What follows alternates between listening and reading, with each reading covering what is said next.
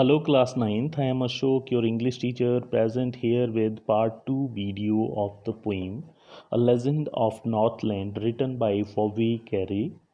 In the previous video, we had discussed 9 stanzas of the poem. As we know that this poem is a valid and invalid, a story is told. So in this poem, story of a saint whose name was Peter is being told to us.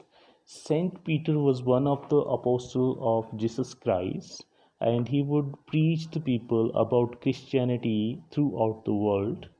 One day, when he was traveling in the Northland preaching people about Christianity, he came to the door of a miser lady who was baking cakes. He demanded a cake from her. The lady tried to make small cake, but after baking it looked quite big to give free to anyone like Saint Peter, and this repeated for 3 times. Now we will discuss the next part of the poem in from stanza number 10. So let's see what is there in stanza number 10. For she said, my cakes that seem too small when I eat of them myself are yet too large to give away. So she put them on the shelf. So the woman reasoned that when she ate the cakes, she felt that they were very small. But if she had to give them to someone, she felt that they were too big to be given away. She put all the cakes on the shelf of her kitchen and she did not give any cake to Saint Peter. So this was there in this stanza. Now see what is there in the next stanza. Then good Saint Peter grew angry, for he was hungry and faint, and surely such a woman was enough to provoke a saint. So in this stanza, one word is there which may be difficult for you. Provoke. Provoke means cause to get angry. Saint Peter became angry when he was not given any cake by the lady. He was very hungry, he was feeling very weak, and the selfish woman was not ready to give him even a small cake. The behavior of the greedy woman was enough to anger the saint. Now, see what is there in the next stanza. And he said, you are far too selfish to dwell in a human form, to have both food and shelter and fire to keep you warm. Dwell means to live. So Saint Peter cursed the woman and said that she was very selfish. She did not deserve to live like a human being. He added that God had given her food, shelter, fire to keep warm. What she had become selfish for all the resources she had. She did not want to share them with anybody. This was there in this stanza. Now see what is in the next stanza. Now you shall wield as the words do, and shall get your scanty food by worrying and worrying and worrying all day in hard dry wood. Scanty means very little, worrying means make a hole in something with a tool or by digging.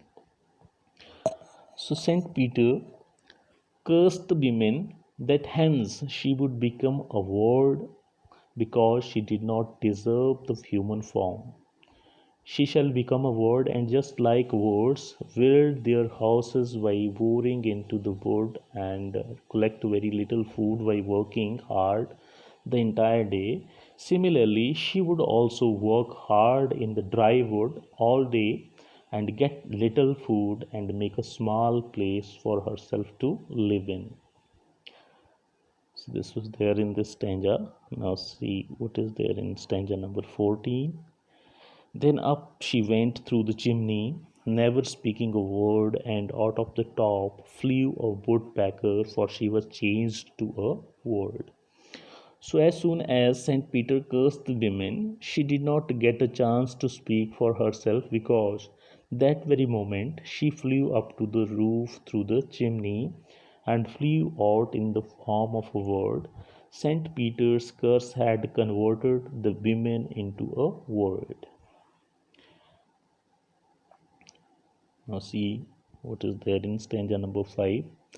She had a scarlet cap on her head, and that was left the same, what all the rest of her clothes were worn, black as a coal in the flame.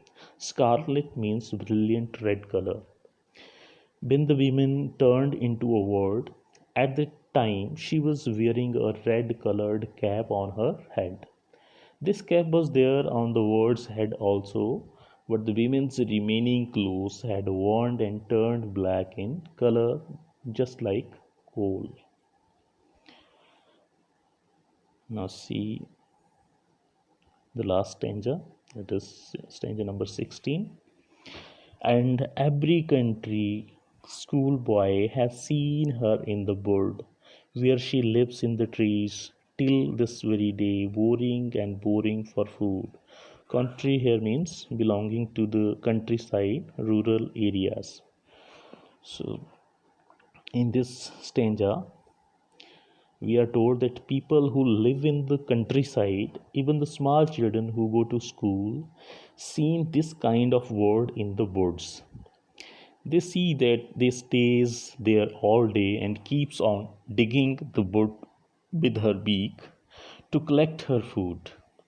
Whenever any child sees this kind of word, then his elders tell him this story. They say that the word used to be a woman earlier. She was very greedy, and so she was cursed by Saint Peter and turned into a word. They get a teaching that they should not be greedy. So this was the poem. Now let's see what were the poetic devices used in the poem.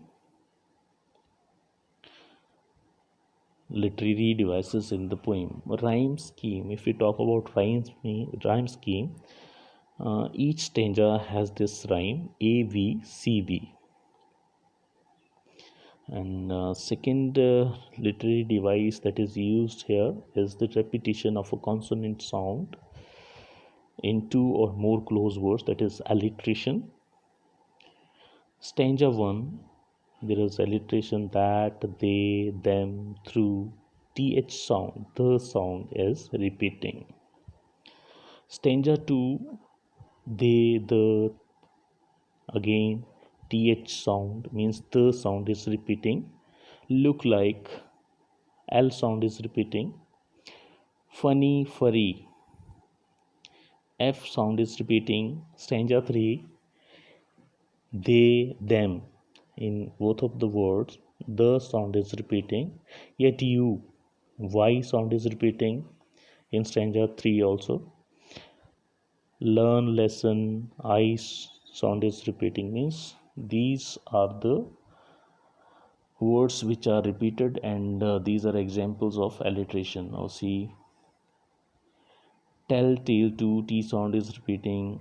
Stanza 5, women was, w sound is repeating. Then the hearth, the sound is repeating. Stanza 6, faint, fasting, f sound is repeating. Stanza 8, still smaller, s sound is repeating. Stanza 9, took, tiny, these are the words used there conjunctively, and t sound is repeating in them. Small, seem small, s sound is repeating. Wealth words, v sound is repeating. Why boring, and why boring, v sound is repeating. So these are some of the examples of alliteration. Now see, third device that is used is repetition. Any word or sentence is repeated to lay emphasis on it is called repetition. Stanza 1, away word is repeated. Stanza 9, ruled word is repeated. Stanza 13 and 16, warring word is repeated. So this is repetition, and examples of repetitions are there in stanza 1, stanza 9, 13 and 16. Then enjambment is there. Enjambment means running lines of poetry from one to the next without using any kind of punctuation to indicate a stop. So stanza 1, line 3 and 4, stanza 2, line 1, 2, 3 and 4, stanza 3 line 3 and 4, stanza 4 line 1 2 3 4, stanza 10 line 1 2 and 3, line 1 and 2 of stanza 11 also. There is enjambment because there is no any sign in these lines after that. After that line, the next line started without any punctuation mark. Literary devices in the poem. Now fifth is simile. Simile is a comparison using as or like word. So see stanza 2, the children look like weird cubs. So here is a comparison, and word like is used there. Children compared to weird cubs when they wore furry clothes. They look like bears. Stanza 9, baked it thin as a wafer. Cake is compared to a wafer. Wafer is a kind of biscuit. Stanza 15, clothes were worn black as a coal. The color of the worn clothes is compared to that of coal. So here simile is used. Now see, this is your homework. Write the complete summary of the poem and answer the textual questions in your own words as per your understanding of the poem. That's all for today. Thanks. Have a nice day.